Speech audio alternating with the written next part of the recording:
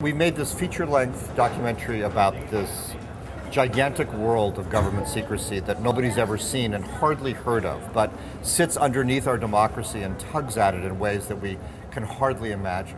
And it's gigantic. It's billions of dollars and millions of people working on it. And it takes information and it puts it away so nobody can see it, all in the service of protecting national security. This is an important thing, national security, but it has consequences beyond national security, and the film wants to probe both the issues of national security and issues of our democracy.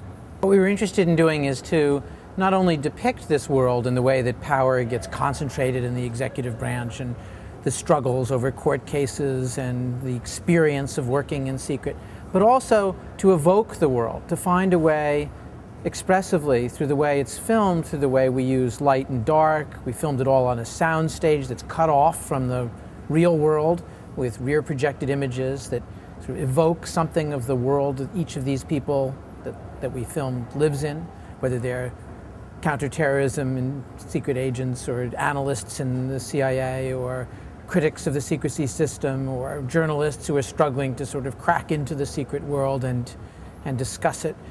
We tried to depict a world that was closed off in some way, in which all of these struggles exist in a certain sense, unattached to the trees and birds and desks and books and telephone ringing of everyday life. There's a bigger issue that we need to discuss about whether the executive branch is keeping too many secrets from Congress, or whether the courts are allowed to oversee certain things like warrantless wiretapping and so on. And these structural issues need to be discussed. And that leads to some action items. I mean, for example, one thing that we explore in the film is the history of what's called the state secrets privilege, which says that basically when the executive branch decides that something needs to be secret for national security reasons, that they can exclude the courts, even the Supreme Court, from looking at the documents in camera, that is to say, looking at the documents even in the secrecy of their own chambers.